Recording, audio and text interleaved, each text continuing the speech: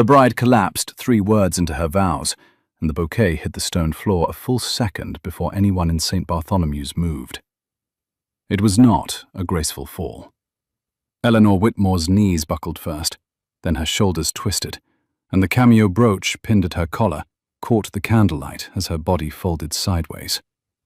Away from the man she was meant to marry, away from the altar, away from the life her mother had bartered for her with desperate arithmetic and a forged smile.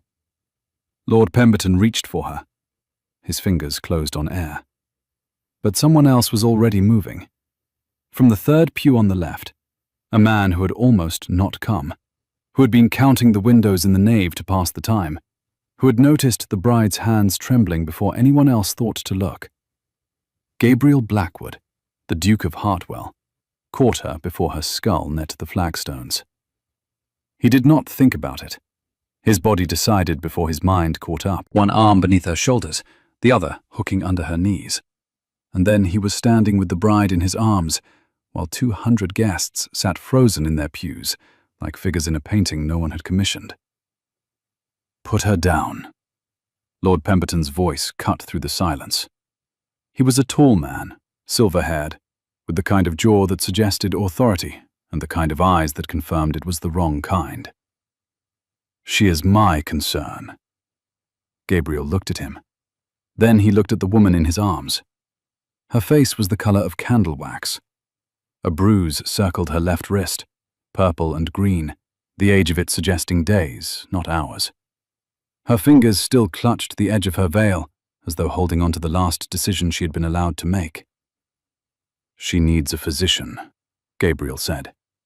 His voice carried the flat certainty of a man who was not asking permission. "I will take her to Dr. Hendricks." "You will do no such thing."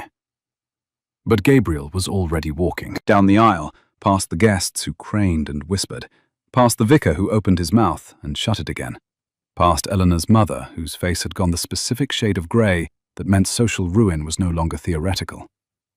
He carried the bride through the oak doors and into the April sunlight, where cherry blossoms drifted across the churchyard like confetti for a wedding that would not happen. His carriage was 30 paces from the church steps. His driver, Tompkins, was already climbing down from his seat, eyes wide. "Open the door," Gabriel said. "Your Grace, is she—" "Open the door, Tompkins."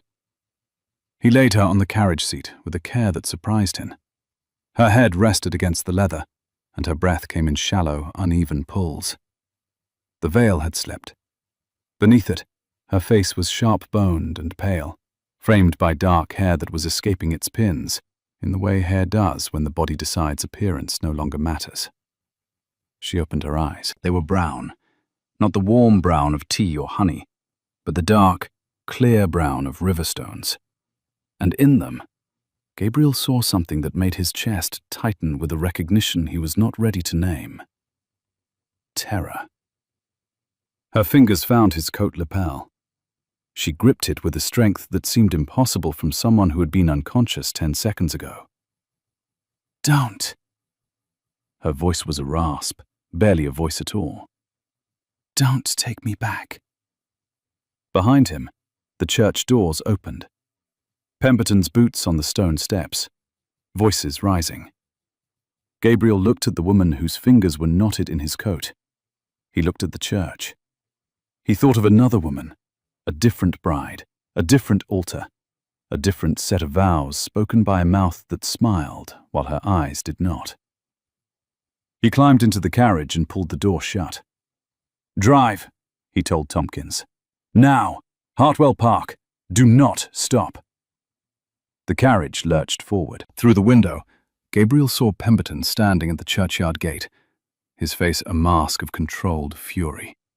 The expression of a man who has just had something taken from him and has already begun calculating the cost. Eleanor's grip on his coat loosened. Her eyes closed. She was unconscious again before they reached the village road. Gabriel sat across from her in the swaying carriage and tried to understand what he had just done. He had carried a woman out of her own wedding. He had refused to return her to her betrothed. He was, at this moment, driving her to his estate. A bachelor's estate, without a chaperone, without her family's knowledge or consent. He looked at the bruise on her wrist. He looked at the cherry blossoms caught in her hair. He did not turn the carriage around. The road to Hartwell Park wound through Hampshire's spring countryside. Hawthorn hedgerows white with blossom, fields green with new wheat, a sky so blue it seemed to be making a point. Gabriel counted the mile markers. 7 miles from St. Bartholomew's to his gates. 7 miles of road that would become, by tomorrow morning, the most talked-about distance in the county. Eleanor did not wake again during the journey. He checked her breathing twice, pressing 2 fingers to the pulse at her throat. It was there, steady if faint.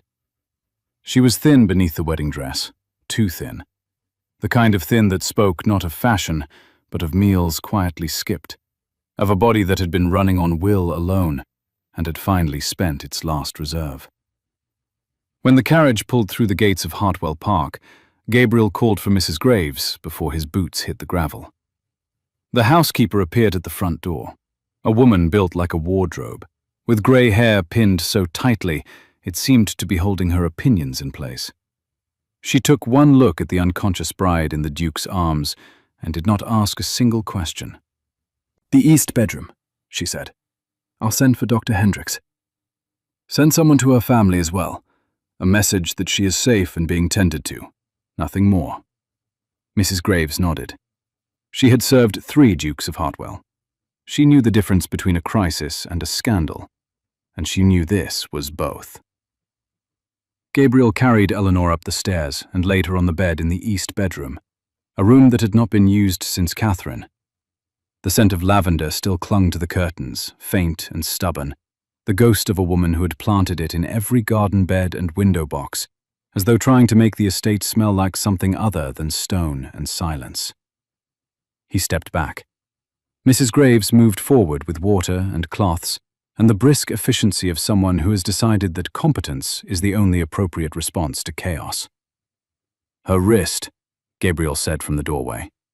Mrs. Graves looked at the bruise. Her mouth thinned to a line that could have cut glass. "I see it, Your Grace." "Do not let anyone in who is not Dr. Hendricks." "I would not have, sir." He left the room. He went to the library, his library, the one room in Hartwell Park that still felt like his own, and poured a glass of whiskey and sat in the chair by the cold fireplace and tried to organize what had happened into something that resembled reason. He could not. He drank the whiskey. He counted the books on the shelf across from him. 47, the same number as yesterday, and the day before, and every day since Catherine died. Upstairs, a stranger slept in his dead wife's bed, and Gabriel waited for the consequences he had chosen. Eleanor woke to lavender. It was not her lavender, not the dried sprigs her sister Anna tucked into the linen chest at home, not the oil her mother dabbed behind her ears on Sundays. This lavender was embedded in the fabric of the room itself, in the curtains, in the wallpaper, in the faded cushion of the chair where a grey-haired woman sat watching her with an expression that combined professional warmth with personal assessment. "Where am I?" Eleanor's voice came out cracked, the sound of a door that has not been opened in a long time. "Hartwell Park, miss. The home of His Grace, the Duke of Hartwell. You were brought here yesterday afternoon." The woman, Mrs. Graves, she introduced herself, spoke with the measured cadence of someone delivering news she expected to be received badly. "Dr. Hendricks examined you. He says you collapsed from exhaustion and insufficient nourishment. He has left instructions and a tonic, which I must insist you drink before you attempt to do anything dramatic." Eleanor looked down. She was wearing a nightgown that did not belong to her. Cotton, fine woven, with lace at the cuffs that spoke of care and money. On the bedside table, a glass of water, a bowl of broth, and her cameo brooch, the ivory oval her mother had pressed into her palm that morning with the words, "For courage, my darling." She did not feel courageous. She felt hollowed out, as though someone had reached inside her chest and removed the mechanism that made decisions. "The Duke," she said. "Why did he bring me here?" "That is a question best directed at His Grace." "Then direct me to His Grace." Mrs. Graves studied her for a long moment, the kind of look that measures not just the person, but the quality of trouble they are likely to cause. Then she nodded. "Drink the broth first. I will not negotiate on this point." Eleanor drank the broth. It was good, rich with marrow and onion, the kind of broth made by a kitchen that knew what it was doing. Her stomach, which had been surviving on anxiety and weak tea for the better part of a month, received it with something close to gratitude. She dressed. Mrs. Graves brought her a day dress from somewhere, dark blue wool, slightly too large in the shoulders but clean and whole. Eleanor pinned the cameo at her collar. Her fingers trembled. She made them stop. She found the Duke in the library. It was a beautiful room and a neglected one. Shelves climbed to the ceiling on 3 walls, packed with books whose spines had not been cracked in years. Dust lay on the reading table like a second surface. The windows faced south, letting in a flood of spring light that only made the emptiness more visible. The cold fireplace, the single chair positioned as though the room's occupant had been slowly reducing his life to the smallest possible perimeter. Gabriel Blackwood stood by the window. He was tall, taller than she had registered when he was carrying her, which was an odd thought to have. Dark-haired, sharp-featured, with the kind of stillness that could be mistaken for calm by anyone who was not paying attention. Eleanor was paying attention. She saw the tension in his jaw, the way his right hand opened and closed at his side, the almost imperceptible movement of his lips as he counted something she could not see. "Why did you take me?" she said. He turned. His eyes were grey, not the soft grey of morning mist, but the grey of winter sky, of lead, of something that had been bright once and was now deliberately muted. "You asked me to," he said. "I did not." "You said, 'Don't take me back,' in the churchyard, your exact words." Eleanor felt the blood leave her face. She did not remember saying it. She did not remember the churchyard at all. Only the altar, the candles, Pemberton's hand on her elbow squeezing too hard. And then nothing. A gap where her body had been making choices her mind had not authorized. "I was unconscious. That does not constitute a request." "Perhaps not, but the bruise on your wrist does." Silence. The kind that has weight, that fills a room like water. Eleanor's hand moved to cover her wrist, a reflex. The same reflex she had been practicing for 2 weeks, ever since Pemberton had gripped her arm in the drawing room and told her, in the quiet voice of a man who expected to be obeyed, that she would smile at the wedding, or she would learn the consequences of not smiling. "You had no right," she said. Her voice was level. She did not raise it.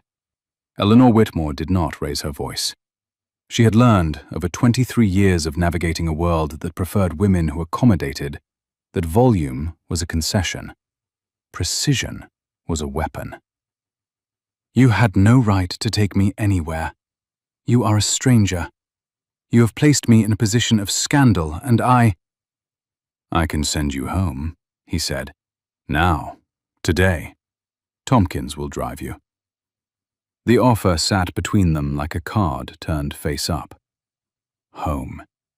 Home meant her mother's face, the carefully maintained disappointment, the arithmetic of survival that had led to the altar in the first place. Home meant the debts her father had left behind when he died, not heroically, not tragically, but stupidly, gambling on horses and investments that existed only in the optimistic fiction of men who preferred fantasy to ledgers.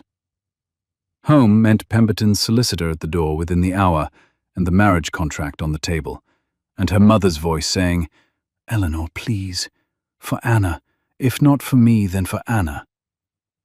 Anna, 17 years old, with their father's reckless smile and their mother's fragile hope. entirely unaware of how close their family was to the kind of poverty that did not recover. "I need to write to my mother," Eleanor said, "and to my sister." "Of course. I will have paper and ink brought to your room." "I do not want it brought. I want to write it now, here." Something shifted in his expression, not warmth, not approval, but a flicker of recognition, as though she had just confirmed something he had suspected, but had not wanted to be right about. He stepped aside and gestured to the desk. She sat. The chair was cold. The ink was fresh. He had been writing something himself, a letter, perhaps, the paper turned face down.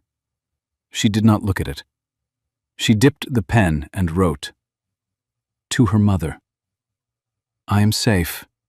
I am at Hartwell Park with the Duke of Hartwell. I need time. Do not come for me yet. I will write again soon. To Anna. Edithim.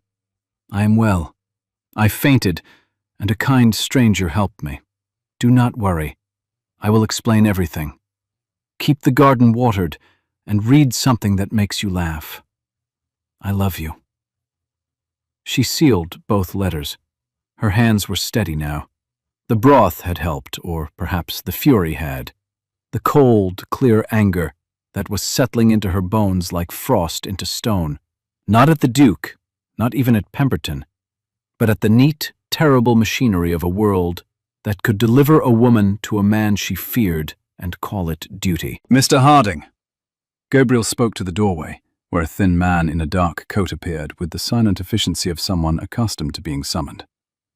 "See that these are delivered today, and bring me the morning's correspondence." Mr. Harding took the letters and returned within minutes carrying a single envelope.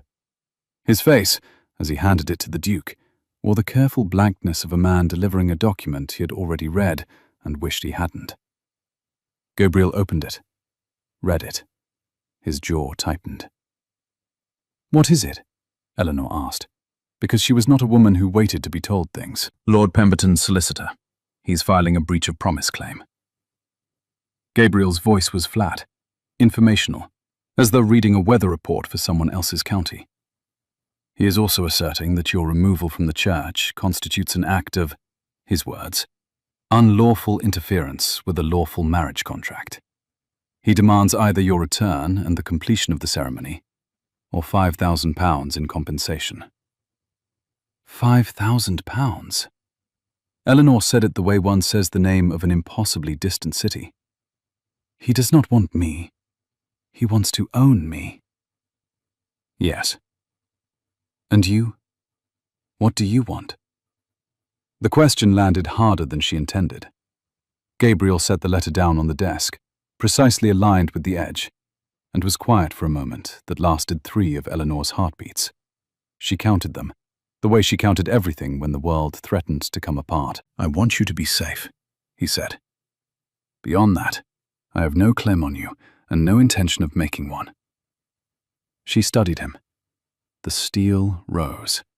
Her father had called her that once, in a rare moment of sober clarity, watching her negotiate with a butcher who had overcharged them by 6pence.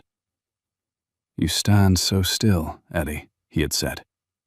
"So still they don't see you cutting them." "Then I will stay," Eleanor said, "until I understand my options.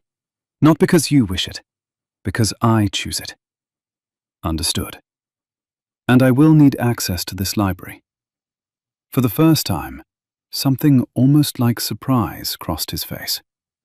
The library? If Pemberton is filing a legal claim, then there is a legal defense. Legal defenses are built from documents, precedent, and very careful reading. "Do you have Blackstone's commentaries?" "Second shelf, 3rd section from the left." "Good." She stood. "I will begin in the morning. Tonight I would like a proper meal, a bath, and to be left entirely alone." "Mrs. Graves will arrange it." "Mrs. Graves already has. She is considerably more efficient than you are, Your Grace." She left the room with her spine straight and her chin lifted, and the cameo brooch catching the lamplight at her collar. Gabriel watched her go. He had the peculiar sensation of having just been examined, measured, catalogued, and filed by someone who had decided he was not yet worth the trouble of a conclusion. He sat down in his chair. He counted the books again. 47. No, 48. She had moved one. A week passed. Eleanor Whitmore did not behave like a guest. She behaved like a woman who had been placed inside a machine and was now methodically learning how it worked, not to escape it, but to decide whether it was worth repairing. She rose early. She walked the grounds before breakfast, mapping the estate with the systematic attention of a general surveying a campaign. Hartwell Park was beautiful. Even she, who had trained herself to resist beauty as a form of distraction, could not deny it.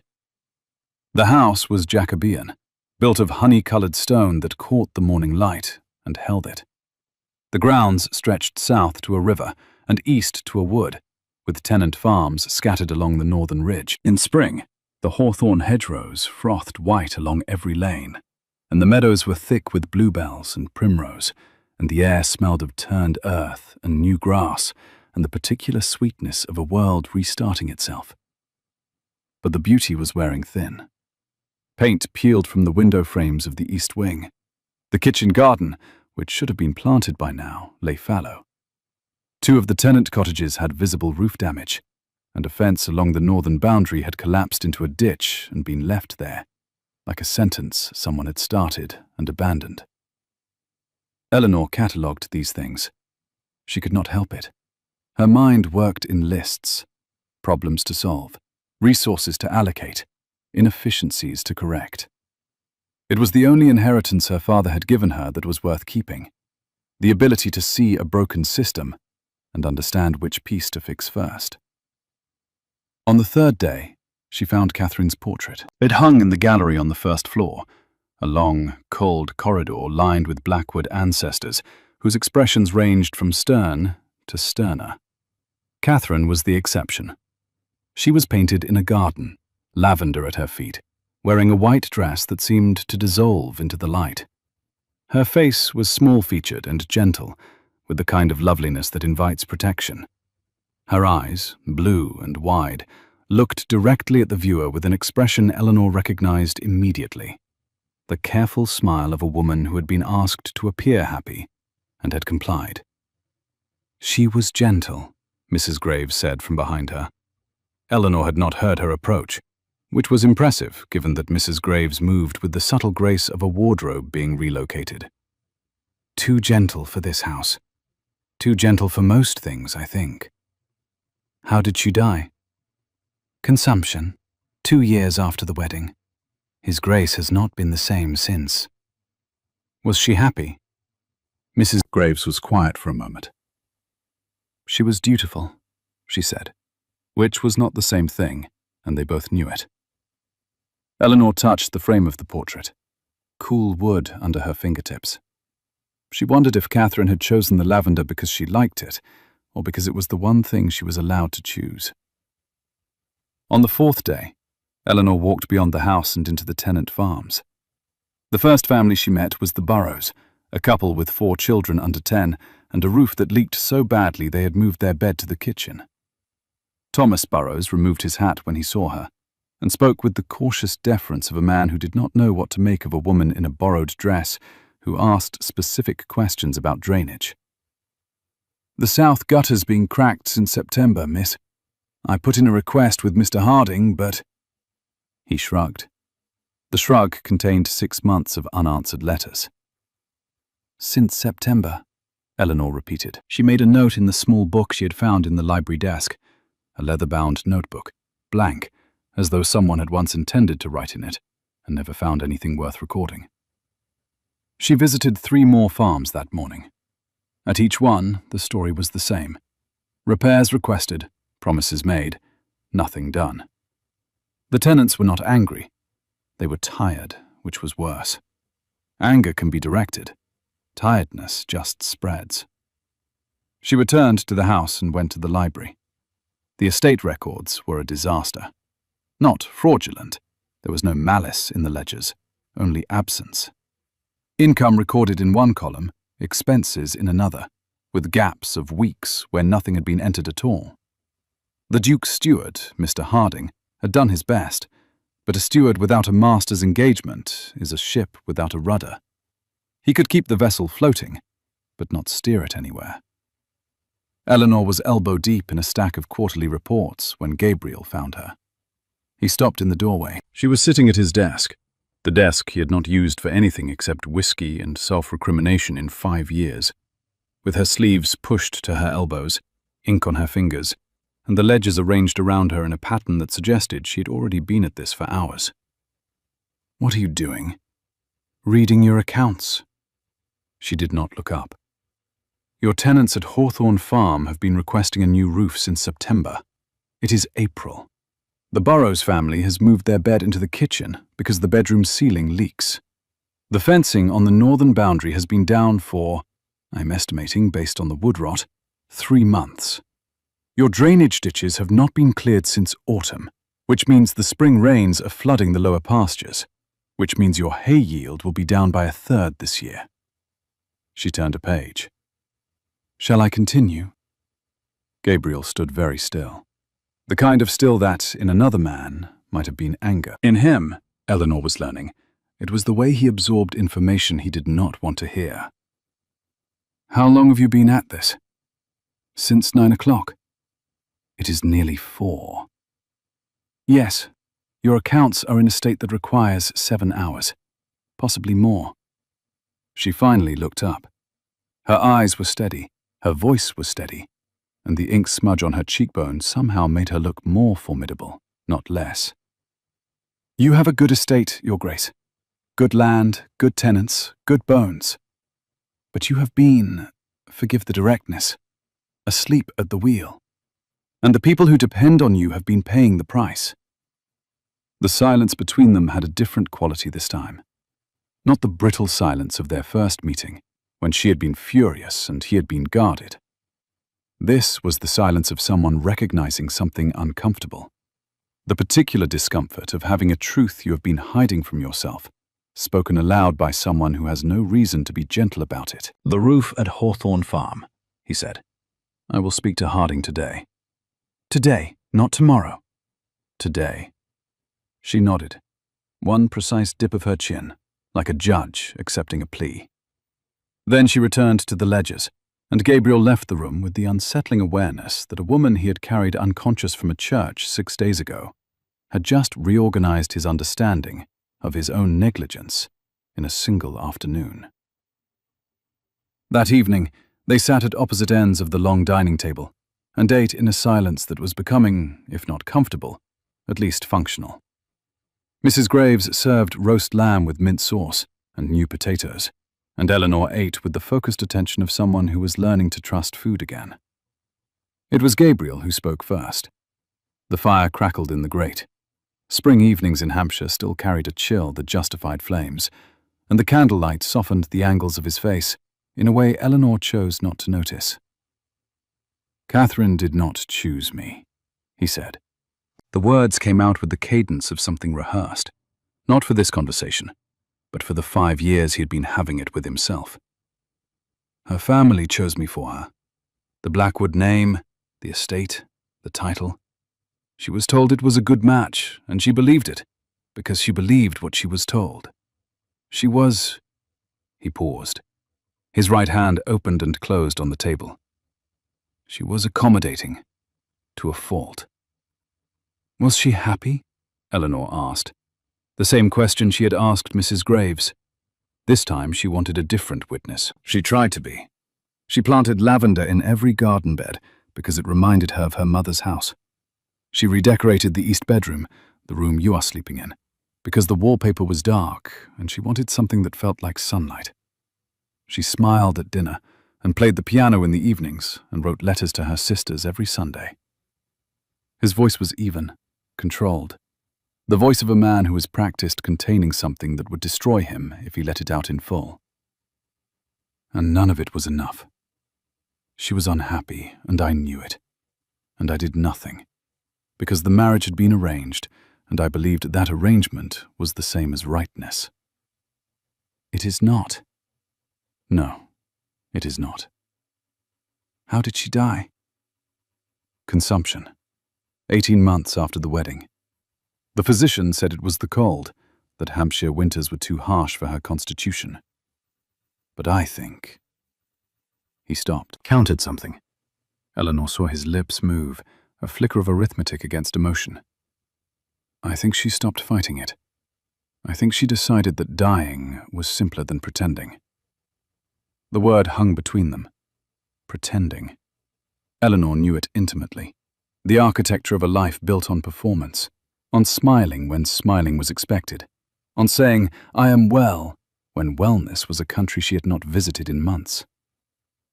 "My father died 11 months ago," she said. She had not planned to say it, but the evening, the fire, the strange equality of two people sharing wounds they normally kept locked. It created an opening, and Eleanor stepped through it before she could stop herself. He gambled. Not on horses, that would have been almost respectable. On schemes. Investments in companies that existed only on paper. He mortgaged the house, borrowed against the land, sold my mother's jewelry piece by piece, and replaced it with paste copies she pretended not to notice.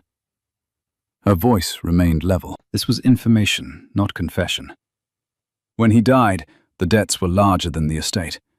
Lord Pemberton offered to buy the debts, all of them, in exchange for me. In exchange for you. My mother called it a proposal. The arithmetic was simple. Pemberton erases the debts. I marry him. Anna has a future. The house is saved. She turned the cameo brooch at her collar, a gesture Gabriel was beginning to recognize as the way she steadied herself, the way she touched the one thing that was still hers. I agreed. Not because I wanted to, because the alternative was Anna's future sold at auction. And I could not. For the first time, her voice caught. A crack in the surface, hairline thin but visible.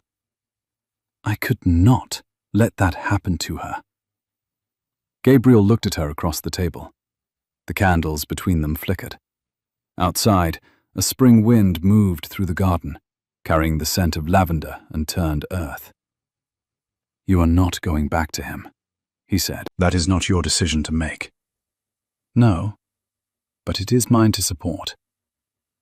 Something shifted between them that night. Not trust, not yet, but the foundation on which trust could be built. Two people who had been shaped by other people's choices, sitting in a room full of another woman's lavender, beginning to suspect that the walls they had built were not as different as they looked. The days that followed had a rhythm. Eleanor managed the estate, not because Gabriel asked her to, but because the estate needed managing, and she was incapable of seeing broken things and leaving them broken. She organized the tenant repairs, prioritizing by severity. Hawthorne Farm's roof first, then the Burrows family's drainage, then the fencing. She met with Mr. Harding every morning at 8, and by the second week, he was deferring to her with the relief of a man who has been waiting for someone competent to arrive. Gabriel watched from a careful distance. He signed the orders she drafted. He approved the expenditures she recommended. He did not interfere, and Eleanor was beginning to understand that his non-interference was not weakness. It was a form of respect she had not encountered before. He trusted her judgment because he had seen her work, and that was a simpler, more honest currency than any she had been offered. They worked together on the legal case against Pemberton. Eleanor in the library, surrounded by law books and correspondence. Gabriel opposite her, handling the portions that required his name and title. The breach of promise claim was serious. In Regency England, such suits could ruin a woman's reputation beyond repair. But Eleanor had found a thread. The marriage contract, she said one afternoon, holding up a document she had retrieved from the correspondence Mr. Harding kept. It specifies that the union is conditional upon the full settlement of my father's debts by Lord Pemberton. But look here, she pointed. The debts are listed as £4,200. And my father's debts were not £4,000. I managed his accounts for the last 3 years of his life. I know every creditor, every loan, every miserable guinea he threw away on phantom investments. The total, when he died, was £1,370. Gabriel leaned forward. The distance between them at the library table was close enough for her to smell his cologne.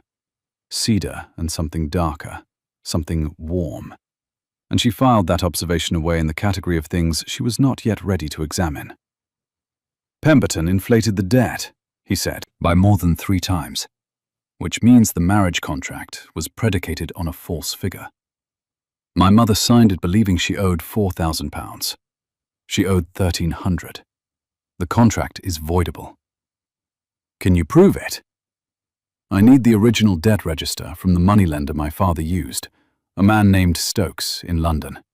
If the figures in Stokes's ledger match mine and not Pemberton's, the contract collapses. Gabriel sat back. He looked at her, truly looked, in the way that people do when they are seeing someone for the first time, despite having shared a house with them for 3 weeks. Eleanor, with ink on her fingers and firelight on her face, and a legal argument that could dismantle the man who had bought her like livestock. I will send Harding to London tomorrow, he said. Today. The ghost of a smile. Today. It was the day after Harding left for London that Eleanor's understanding of the Duke shifted and broke. Lord Grenville arrived unannounced. He was Gabriel's oldest friend, a ruddy-faced man with a booming laugh and the social tact of a friendly avalanche. Eleanor liked him immediately and distrusted him in equal measure, which was her standard response to charm. She was crossing the upstairs hallway to her room when she heard them in the study below. The door was ajar. She did not intend to listen, but her name stopped her, the way a hand on the shoulder stops a person walking past an open grave. And you've installed her in the east bedroom, Grenville was saying, his voice carrying the careful joviality of someone navigating a conversation they know is dangerous. Catherine's room. Gabriel, be honest with me. What is this?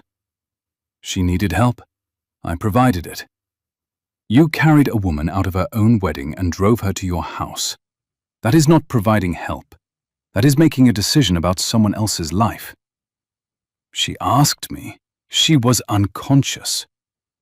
A pause.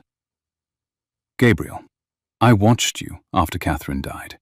I watched you blame yourself for 5 years. For a marriage you didn't choose, for a woman you couldn't save, for a disease that would have taken her regardless of whether she was happy or not. And now you have found another woman being pushed into a marriage she doesn't want, and you have, what, appointed yourself her rescuer? Silence. You're trying to save her, Grenville said, quieter now, the way you couldn't save Catherine. And I understand that. But she is not Catherine. She does not need you to redeem yourself through her. Gabriel's voice, when it came, was stripped of everything except honesty. I saw her face at that altar, and I saw Catherine's face. And I could not stand there and watch it happen again. Eleanor's hand found the wall. She pressed her palm against the cool plaster and held it there, steadying herself the way a sailor holds a mast, not for comfort, but against capsizing. She did not hear the rest of the conversation. She did not need to. The architecture of the last 3 weeks rearranged itself in her mind with the brutal clarity of a room when someone lights a lamp. His non-interference, his careful distance, his precise, uninvasive kindness. None of it had been for her. All of it had been for a ghost. She was not a person to him. She was absolution. Eleanor waited until Grenville left. Then she went downstairs. Gabriel was by the window. The afternoon light fell across his face, and for the first time since she had arrived, she saw him not as the Duke, not as her reluctant host, not as the man who had caught her when she fell, but as a man trapped in a loop of his own making, circling a guilt he could not expiate, because the woman he had wronged was dead and beyond the reach of apology. I am not your penance, she said. He turned. She saw the flinch, small, controlled, absorbed into his body the way a tree absorbs a blow from an axe. Eleanor, I am not Catherine. Her voice was quiet and precise and absolutely devastating. The voice of a woman who had spent her life sharpening her words because she was not permitted to raise them. I am not a version of your guilt that you can tend and water and coax into bloom so that you can forgive yourself for a garden that died. I'm a person. My situation is my own. My debts are my own. My fear is my own. And if you cannot see me, Eleanor, the woman standing in front of you, then I will solve my own problems and I will leave this house and you will find another ghost to care for. She did not wait for an answer. She turned and walked out of the library, with her back straight and her hands steady, and the cameo brooch at her collar like a small, gleaming shield. Behind her, Gabriel stood by the window and counted the panes of glass. 12. The same as always. But the room felt larger now, emptier, as though someone had just removed the one thing that had made it habitable. Eleanor withdrew, not dramatically. She was too disciplined for that. She simply contracted her presence. She continued the tenant work because the tenants needed her, and she was not the kind of woman who punished bystanders for someone else's failure. She met with Harding's assistant about the accounts. She oversaw the roof repair at Hawthorne Farm, standing in the April drizzle in a borrowed coat, directing workmen with the matter-of-fact authority of someone who has decided that usefulness is its own justification. But she no longer ate dinner with the Duke. She took her meals in her room. She did not use the library in the evenings. She moved through Hartwell Park like a competent ghost, present, effective, invisible. Gabriel noticed. Of course he noticed. He noticed her absence the way one notices a change in temperature. Gradually, then all at once, then unbearably. Mrs. Graves, who had the observational skills of a retired intelligence officer, said nothing for 3 days. On the 4th day, she set Gabriel's breakfast plate down with marginally more force than usual. She is doing more for this estate in a month than I have seen done in 5 years, she said. Whatever you have done to offend her, I suggest you undo it. She is not offended. She is correct. Mrs. Graves raised an eyebrow. It was the most eloquent eyebrow in Hampshire. Then be correct in return, Your Grace. Stop being sorry about a woman who is dead and start being present for the one who is alive. She left the room. Gabriel sat with his coffee and the uncomfortable awareness that his housekeeper had just summarized his psychological architecture in 2 sentences. It was the garden that brought them back together. Eleanor found it on a Tuesday afternoon. Catherine's lavender garden, behind the east wing, sheltered by a stone wall on 3 sides and open to the south. It had been beautiful once. The bones of it were still visible. Raised beds in a geometric pattern, a gravel path, a wooden bench facing the afternoon sun.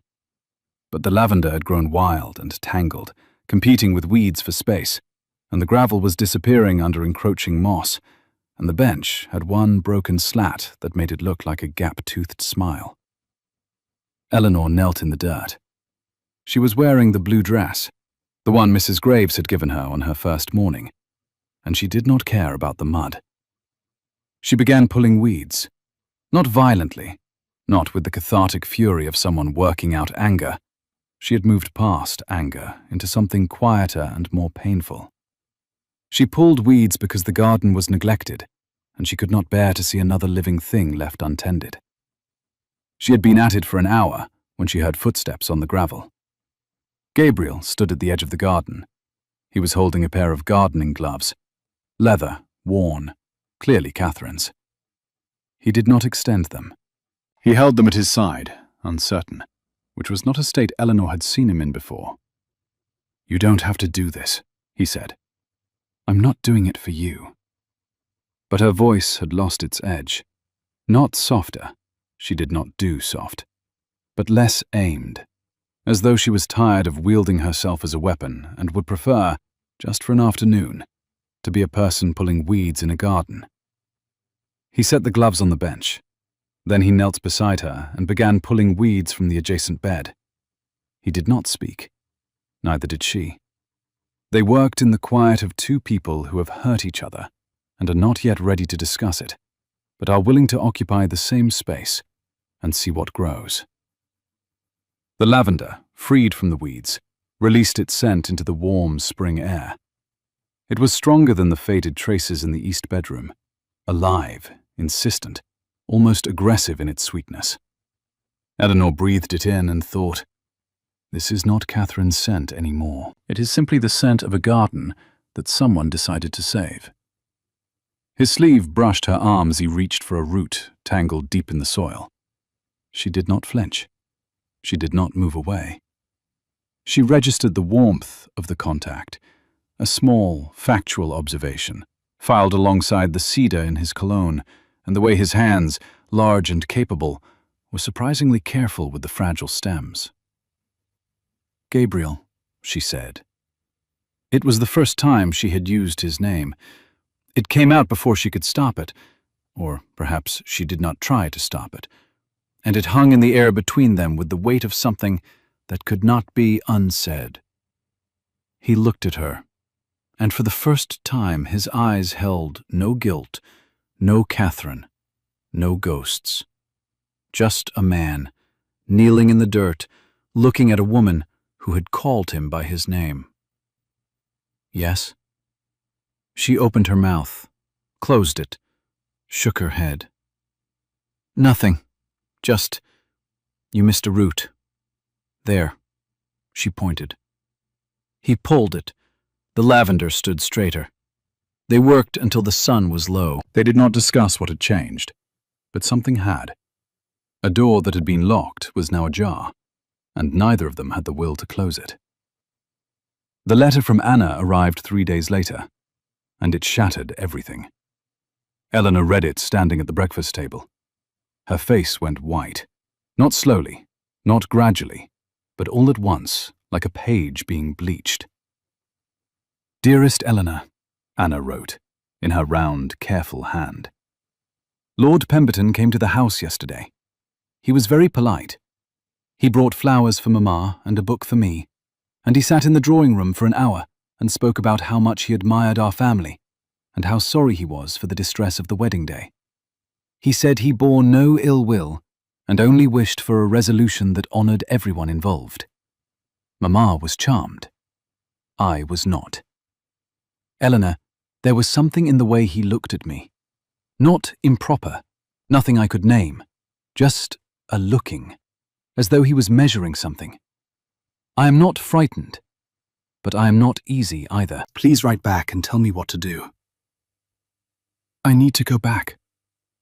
Eleanor's voice was a blade. Gabriel, who had been reading his own correspondence at the other end of the table, set his letter down. He saw her face. He did not ask what had happened. He simply held out his hand for the letter. She gave it to him. He read it once. He read it again.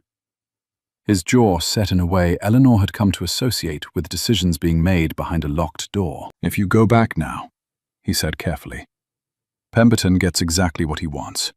You returned under pressure. The contract reasserted. My sister is not a chess piece." "No, she is not. Which is precisely why we must not react the way he is expecting us to react." He stood.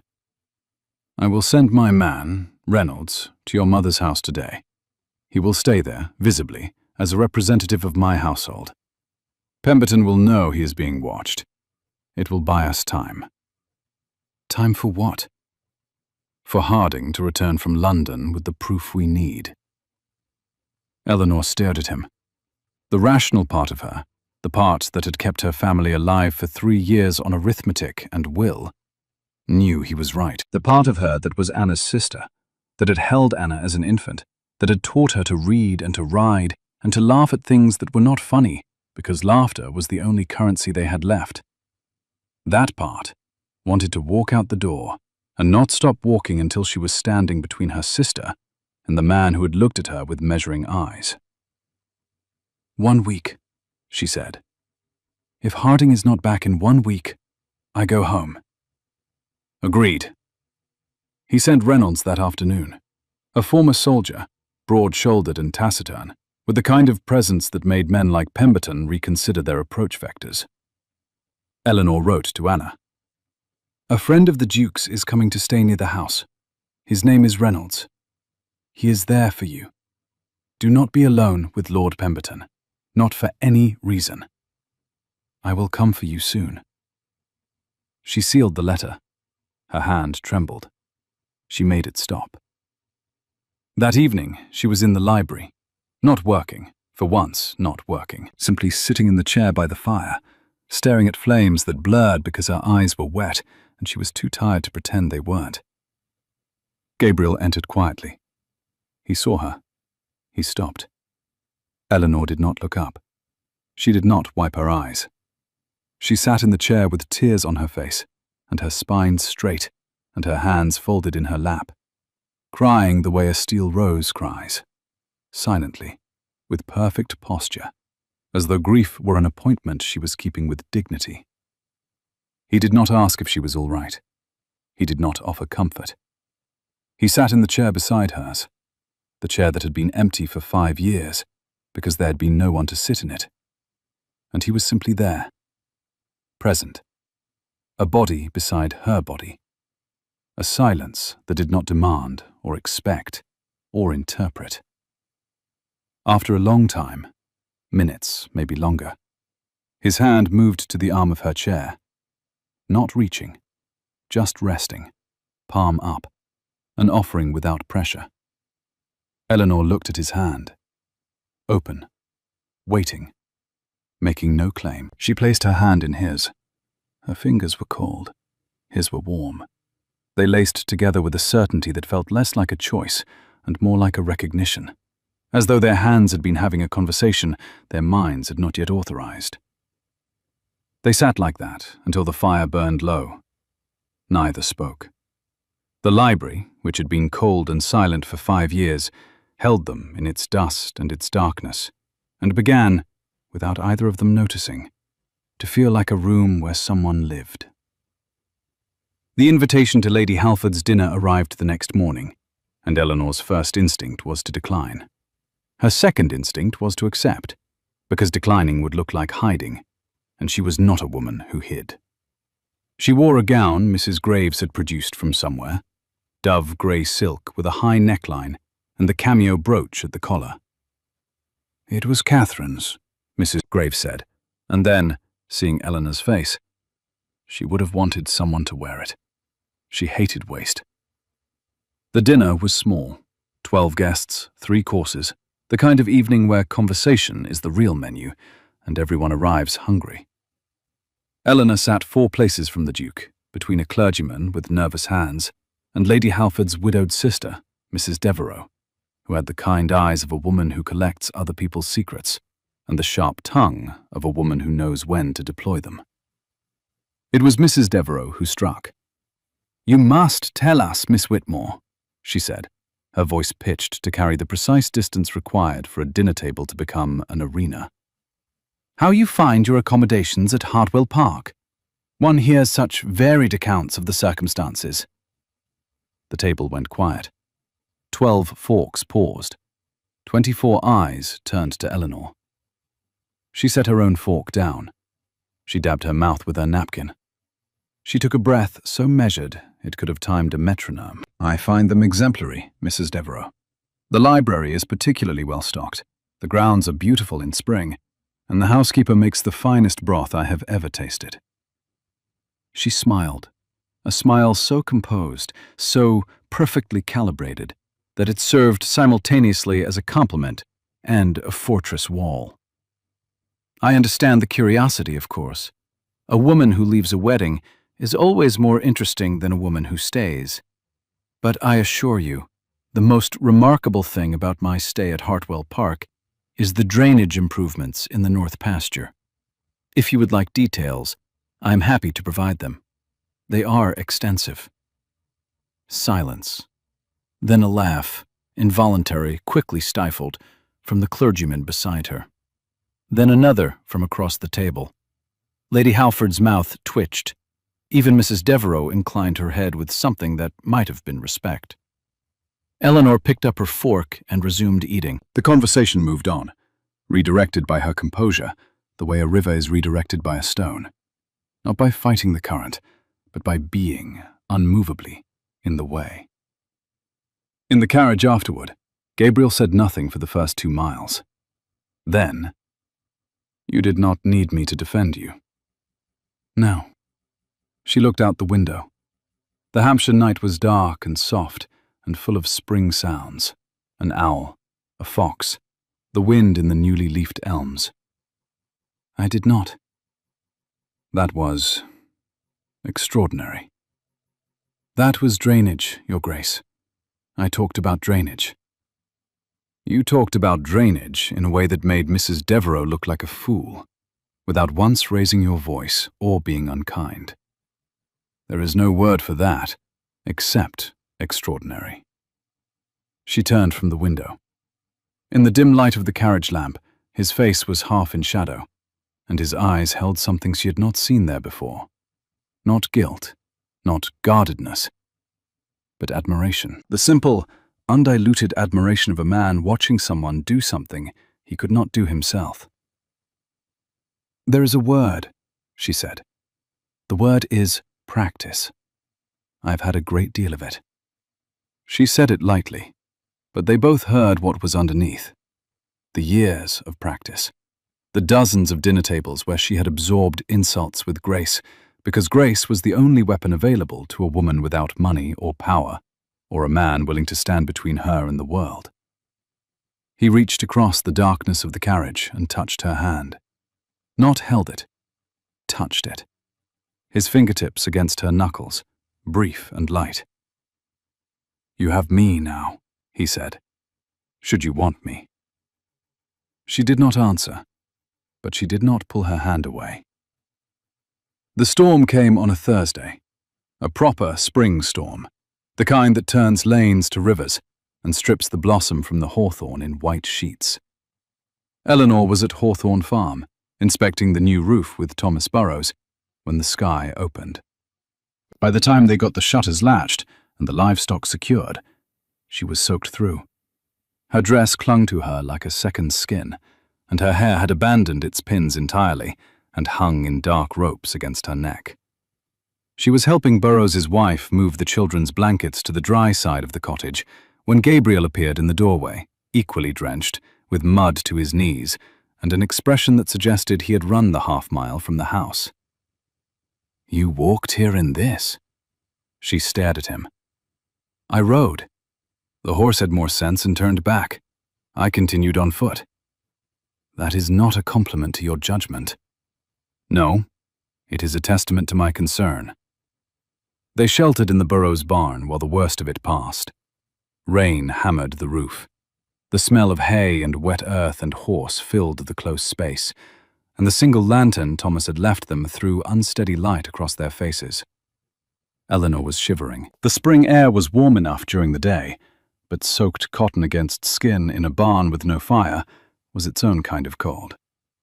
Gabriel removed his coat, also soaked, but the inner lining was wool and still held warmth, and draped it around her shoulders without asking. His hands lingered at her collar a moment longer than the task required. You're staring, she said. I know. You should stop. I should. He did not stop. She looked up at him. The rain light made his eyes silver instead of grey, and the water on his face traced the lines of his jaw and his mouth. And she was aware, fully, unavoidably, in the way one is aware of fire or of falling, that she wanted him to be closer. Not for warmth, not for shelter. For the simple, terrifying reason that his proximity had become the thing her body oriented itself around, like a compass finding north. He kissed her, or she kissed him. Later, neither would be able to say who moved first. What Eleanor remembered was his mouth on hers, and the taste of rain, and the warmth of his hand at the back of her neck, and the sound she made, a small, involuntary sound, half gasp and half surrender, that she would have been embarrassed by if she had been capable of embarrassment at that moment. She was not. She was capable only of this. His mouth, his hands, 5 weeks of restraint cracking open like a dam, and the flood of everything they had been holding back pouring through in a kiss that was not gentle, not tentative, not careful. It was the kiss of two people who had been very good at keeping themselves in check, and were finished with it. She pulled back first, her hand on his chest, feeling his heartbeat through the wet shirt. Fast, unsteady, as stripped of composure as her own. "Don't do this because I remind you of her," she said. His hands were still in her hair. His breath was uneven. His eyes, when they met hers, held nothing of Catherine. No ghost, no guilt, no redemption project. "You don't remind me of her." His voice was rough, low, scraped down to its foundation. "You are nothing like her. You are. Eleanor, you are the most terrifying, the most capable, the most—" He stopped, counted something, inhaled. "You are nothing like anyone. That is exactly the problem." She did not kiss him again. Not because she didn't want to. She wanted to with a ferocity that startled her. But because she was Eleanor Whitmore, and she needed to understand what she was building before she let herself live in it. "When this is over," she said, "when Pemberton is dealt with, and Anna is safe, and I am standing on my own ground, not someone else's, then we will have this conversation properly." "I will wait," he said.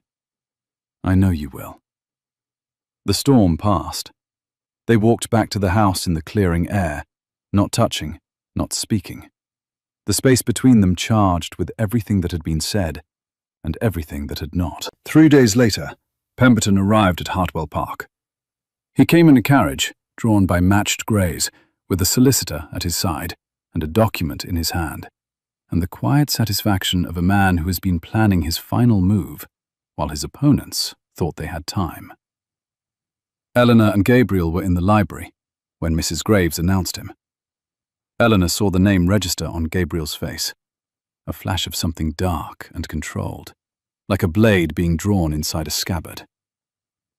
"Show him in," Eleanor said, before Gabriel could speak. Pemberton entered the library the way he entered every room, claiming it. He was immaculate. Grey coat, polished boots, silver hair combed back with military precision. His smile was the kind that never reaches the eyes, because the eyes have a different agenda. "Miss Whitmore, Your Grace." He inclined his head with the courtesy of a man who has already won and can afford to be gracious about it. "I do apologize for the intrusion, but I come bearing news that I believe requires your immediate attention." He set the document on the desk. Gabriel did not touch it. Eleanor did.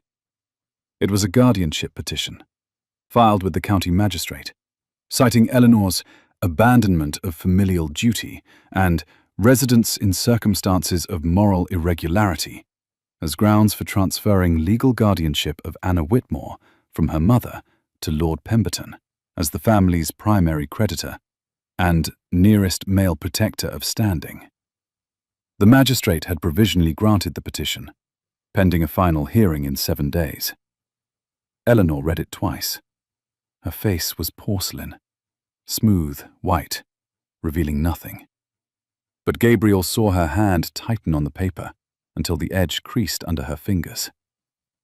"You will not touch my sister," she said. "My dear Miss Whitmore, I have no wish to cause distress to anyone, but the law is clear.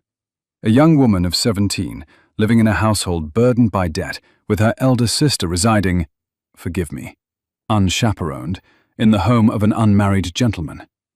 The magistrate felt, as I do, that proper guardianship was in order." "Proper guardianship?" Eleanor's voice was glacier. "You mean leverage?" "I mean concern. Genuine concern for the welfare of a girl whose family has, through no fault of her own, placed her in a precarious position." He smiled again. The smile of a man who has found the one piece on the board that his opponent will sacrifice everything to protect. Of course, this can all be resolved very simply. Return home. Honor the contract. The debts are erased, the guardianship petition is withdrawn, and your sister's future is secured. Get out, Gabriel said. Your Grace, this is a legal matter. Get out of my house. Pemberton left. He did not hurry. Men like Pemberton never hurry. They have learned that slowness is its own form of power, that making people wait for you to leave is as effective as making them beg you to stay. When the carriage was gone, Eleanor set the document down. Her hands were shaking. She made them stop. 7 days, she said. Harding returns from London tomorrow. Gabriel's voice was controlled, but his eyes were fire. If the proof is what we believe it is, it has to be. If Pemberton inflated the debt to manufacture the marriage contract, then the contract is void. If the contract is void, his claim to be the family's creditor collapses. If his claim collapses, the guardianship petition has no standing. A chain. And we only need to break the first link. Harding arrived the following evening, road dusty and exhausted, carrying a leather case that contained a single ledger page, a certified copy from Stokes, the moneylender, witnessed and stamped. Eleanor spread it on the library desk beside Pemberton's version of the debt. The numbers were not close. They were not even in the same country. Stokes's ledger, £1,370 at 8% interest. Pemberton's claim, £4,200 at 20%. He tripled the principal and doubled the interest, Eleanor said. Her voice was calm in the way that deep water is calm, still on the surface and moving powerfully underneath. He bought my father's debt for £1,300, rewrote it as £4,000, presented the forged figure to my mother, and used her panic to secure a marriage contract that was, from its inception, built on fraud. The magistrate will void the contract, Gabriel said. The magistrate will void everything. The contract, the breach of promise claim, the guardianship petition. All of it is predicated on a debt that, in its true amount, my family can repay. Not easily, but repay. She looked at him. I want to present this myself. Eleanor, he tried to buy me. He threatened my sister. I will stand in front of the magistrate and I will take him apart. And I will do it with the same composure he used when he walked into this library and told me he owned my family. Gabriel studied her face. He saw the steel rose in full armor, the stillness, the precision, the absolute, unshakable certainty of a woman who has identified her enemy and chosen her ground. I will be there, he said. I know, but you will not speak for me. I would not dare. The hearing was held in the town hall. The magistrate, Sir Edmund Carlyle, was a practical man with reading spectacles and a dislike of wasted time. The room was small, wood-panelled, smelling of old paper and lamp oil. Pemberton sat at one table with his solicitor. Eleanor sat at the other with Harding. Gabriel sat in the gallery, 3 rows back, his hands folded, his eyes on her.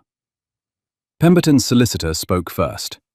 The argument was polished, rehearsed, built on the assumption that documents do not lie, and that a woman who leaves her wedding has forfeited the right to be believed. Then Eleanor stood. She did not raise her voice. She did not gesture. She stood at the table with the ledger pages arranged before her, and she spoke the way a surgeon operates, with precision, with economy, with the absolute confidence of someone who knows exactly where to cut. Sir Edmund, the breach of promise claim filed by Lord Pemberton is predicated on a marriage contract. The marriage contract is predicated on a debt. And the debt, she placed the 2 documents side by side on the magistrate's desk, is a fiction.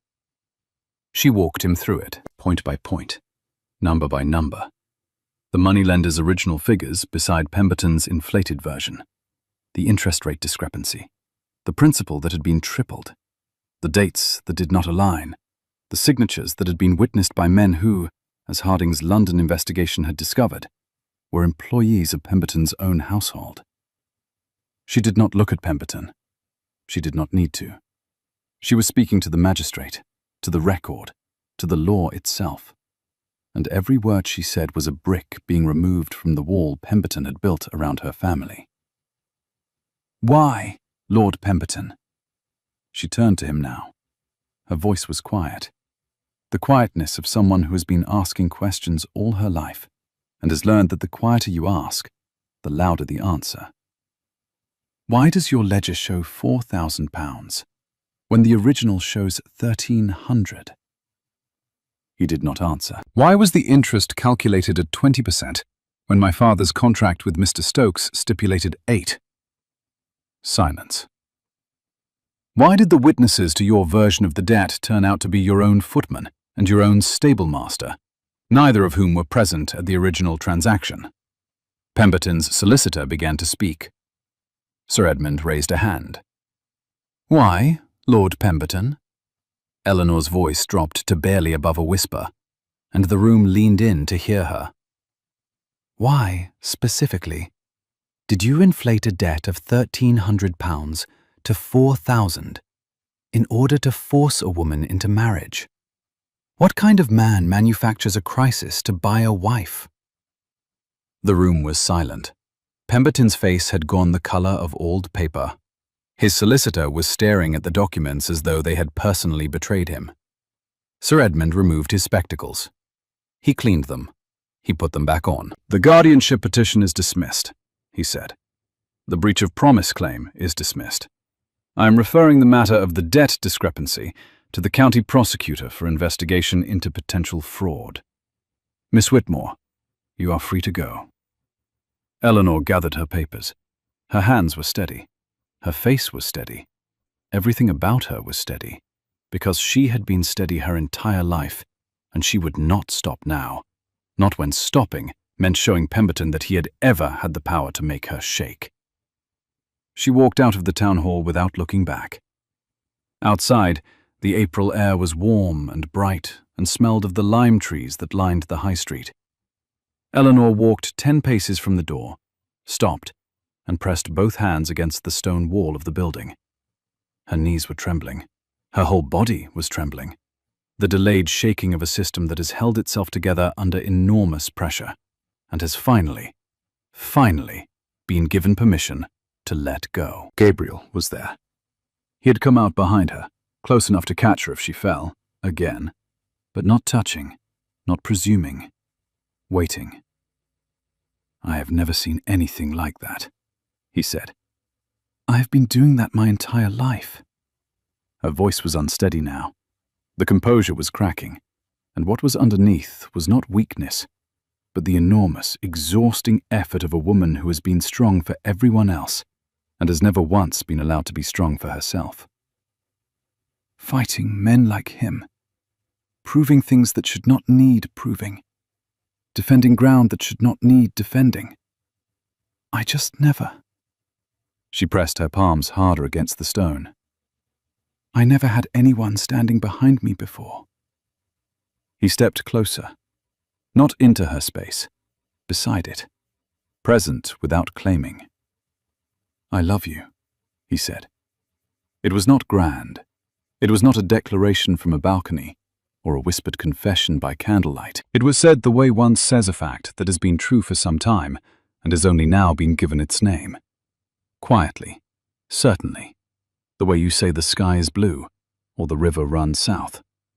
A thing observed, a thing confirmed. Eleanor turned. Her eyes were wet. Her face was a battleground between the composure she had maintained for 23 years and the feeling that was dismantling it, brick by careful brick. "I know," she said. Then, because she was Eleanor, "I love you too. But I will not be your rescued bird. I will not be a woman who was saved and is grateful. I will be your partner, your equal, your challenger, your inconvenient conscience. Or I will be nothing." "I know," I mean it, Gabriel. I will reorganize your estate. I will argue with your solicitor. I will tell you when you are wrong, and I will not apologize for it. And I will make your housekeeper's life difficult, and I will tend Catherine's garden, not because she was your wife, but because the lavender deserves better than neglect. I would not have it any other way. Good. She wiped her eyes with the back of her hand, an inelegant gesture, entirely unlike her, entirely perfect. Then you may court me properly, beginning with an explanation of why you have had my cameo brooch for 5 weeks and not returned it. The surprise on his face was genuine. How did you... I am a woman who managed a bankrupt estate for 3 years, Your Grace. I notice when things are missing. He reached into his coat pocket and withdrew it. The cameo, ivory oval, gold frame, her mother's face painted in miniature on the front. He had kept it since the church, since the moment she had fallen, and it had clattered to the flagstones, and he had picked it up without thinking, the way you pick up something precious that someone has dropped. He had opened it. Inside the back cover, where the ivory was smooth and blank, he had, she saw it as he placed it in her palm, had a single word engraved. Eleanor. Not his name, not Hartwell, not Blackwood. Hers. This is yours, he said. It was always yours. I simply kept it safe until you were ready to take it back. She closed her fingers around it. The metal was warm from his pocket, from being carried close to his body for 5 weeks, and the warmth moved through her hand and into her chest, and settled there like a lamp being lit in a room that had been dark for a very long time. Marry me, he said. Not because I saved you, not because I owe a debt to a ghost.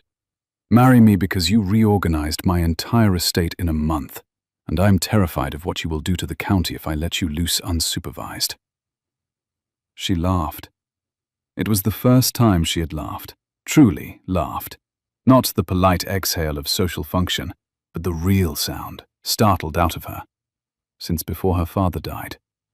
It surprised them both. Yes, she said, on my terms. I would expect nothing else. They were married in the chapel at Hartwell Park on a morning in late May, when the hawthorn was still in bloom, and the lavender in Catherine's garden had burst into its first full flowering of the season. Anna stood beside Eleanor, holding a posy of wildflowers she had picked from the meadow that morning, her face bright with the particular joy of a 17-year-old who has just been released from a threat she was too young to fully understand, but old enough to feel in her bones. Lady Margaret Whitmore sat in the front pew and wept. Not the performative tears of a society mother at a successful match, but the genuine, messy weeping of a woman who had almost lost everything, and had been saved not by a duke, but by a daughter who was braver than she deserved. Eleanor's hand did not shake, not when she spoke her vows, not when Gabriel slipped the ring onto her finger, not when she turned to face the small congregation, Mrs. Graves, Mr. Harding, Lord Grenville, the Burrows family, a dozen tenants who had asked to come and been told yes, and saw, for the first time in her life, a room full of people who were not watching her with assessment or expectation, but with something simpler and rarer. They were watching her with happiness. The cameo brooch gleamed at her collar. Inside it, her name. She had chosen this altar. She chose to stay. 6 months later, the library at Hartwell Park was unrecognizable.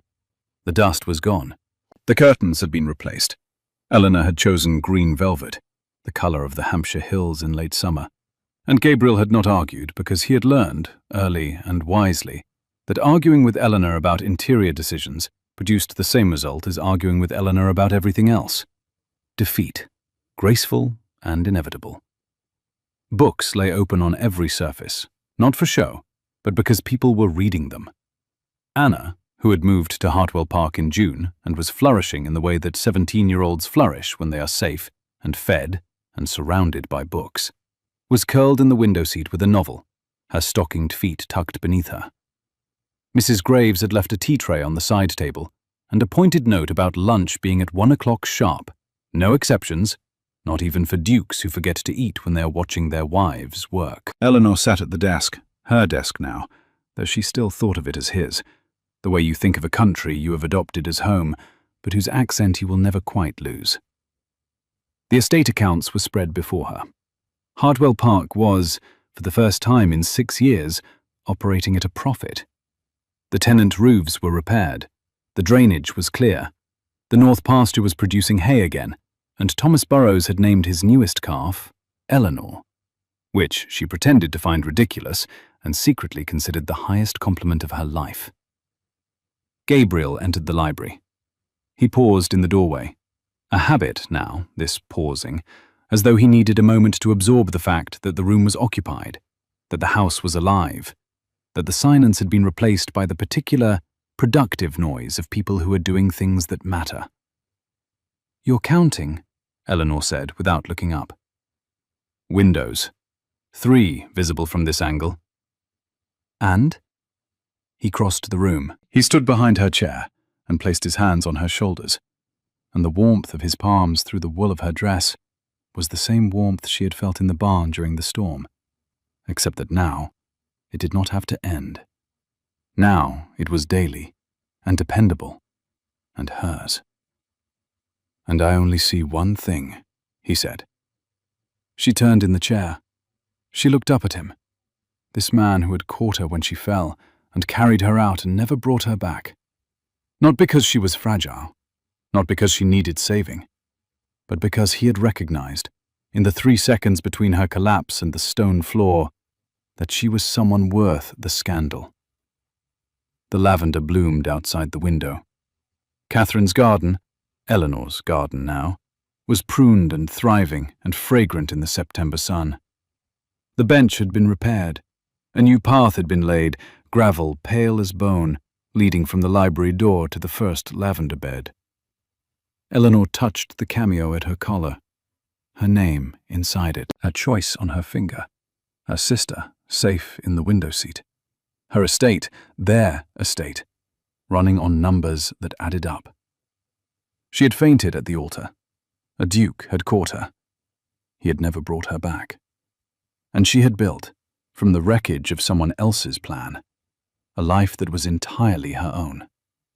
If you have ever stayed in a place longer than you planned, not because you were trapped, but because someone made it feel like the place you were meant to be, then you know what Eleanor found at Hartwell Park. It was not rescue. It was recognition. The quiet, stubborn recognition that some people do not need to be saved. They need to be seen. If this story stayed with you, leave a comment and tell me. What was the moment you knew Eleanor would win? Was it the library, the magistrate's office, or the lavender garden? I read every single comment, and they mean more than you know. If you are new here, welcome to the fireside. Subscribe and join us. There is always room by the fire, and the next story is already